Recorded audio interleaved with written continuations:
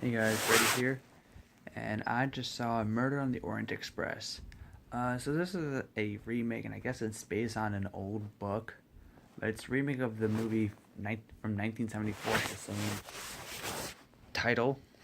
I feel like every movie from 1974 is getting remade. Like, not the big movies like Godfather Part 2 or that James Bond movie that came out that year, but The Gambler was made in 1974 and there was a remake in 2014. So I guess 1974 is a great year for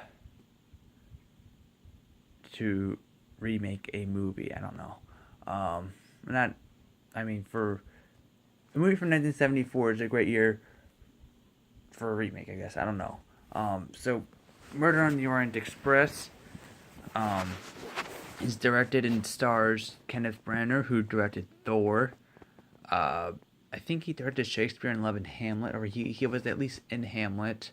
Uh, Cinderella, the remake of Cinderella in 2015, and Jack Ryan's Shadow Recruit, which I did not like at all.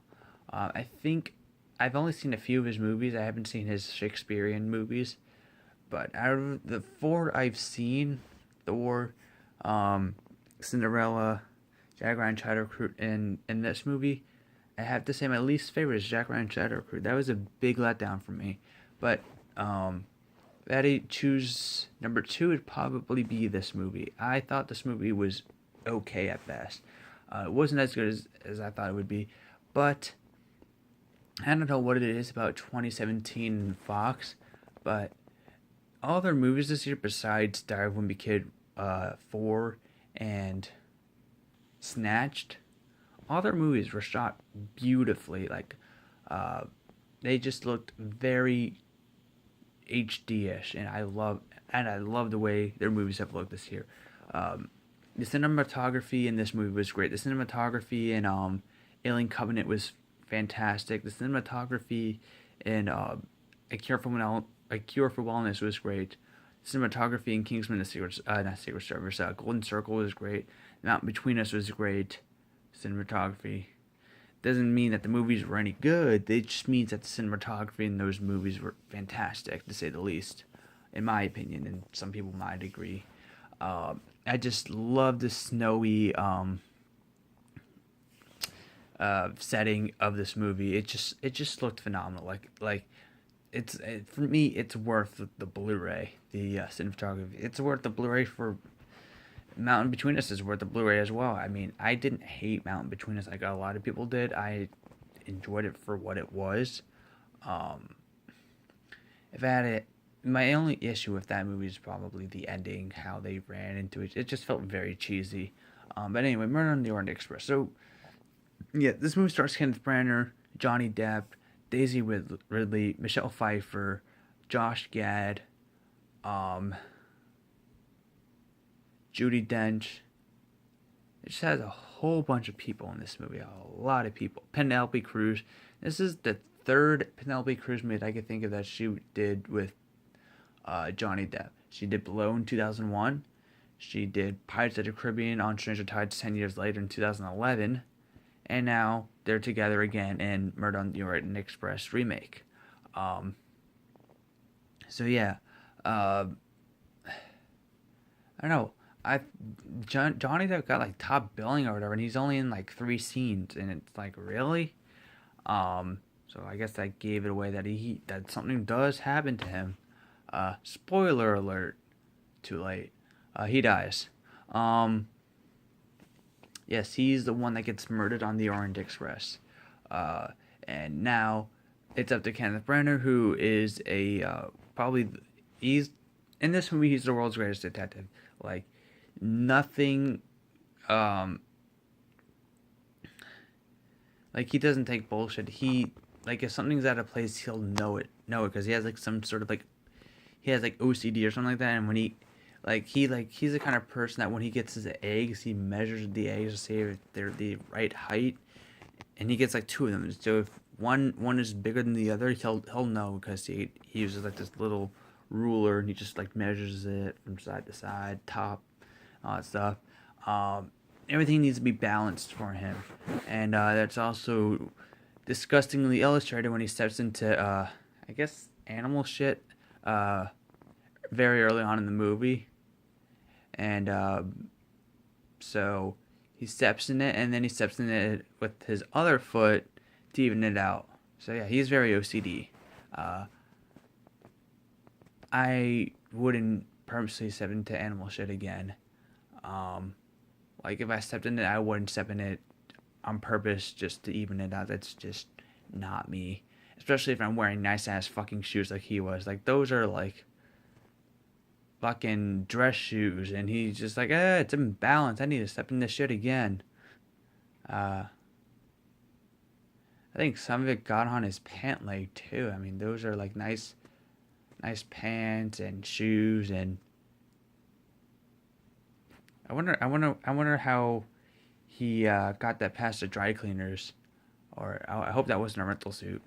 Anyway, we're getting off track, but yeah. So he's pretty much the world's best detective. He didn't want to really do any detective work on the train, but he's kind of forced to now since someone was been murdered, and this is pretty much Clue on a train.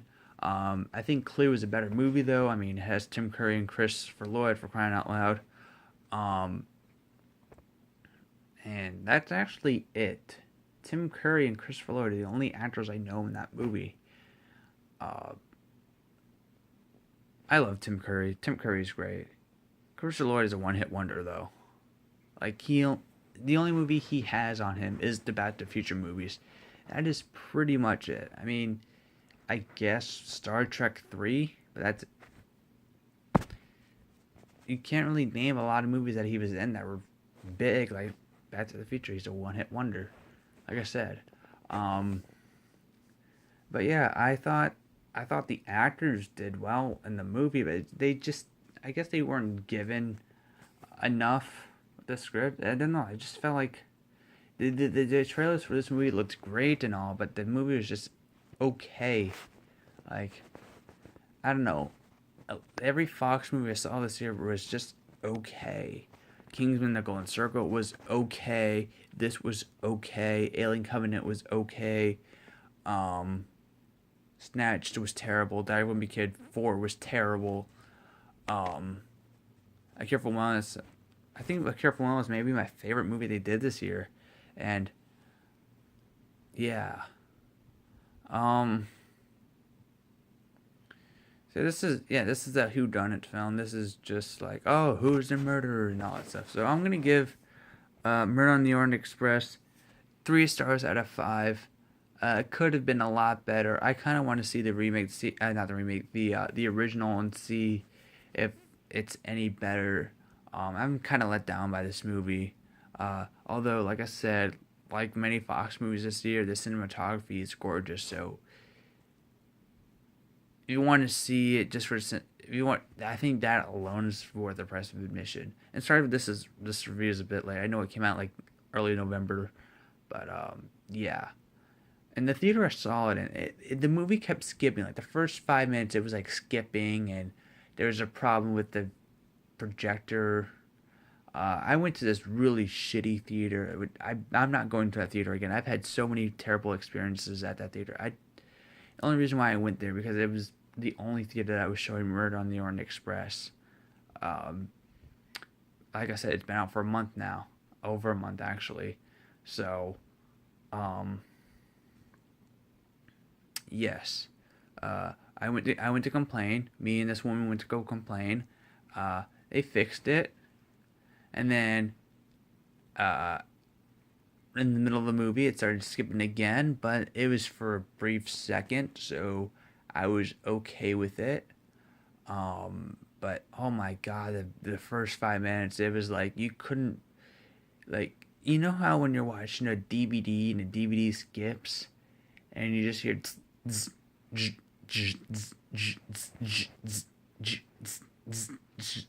and you just and it's just people trying to talk, but it just sounds like that. That was pretty much the first 5 minutes of the movie for me. Like the first 5 minutes started out perfect, and then at the 5 minute and 28 second mark, I guess it just started skipping for like no fucking reason. Um, like I said, it's a pretty shitty ass theater.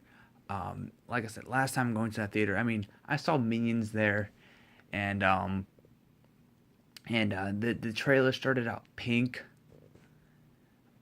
which is not a good sign. My friend saw Creed there, and he said he saw trailers for movies that came out earlier in 2015 because Creed came out in November 2015.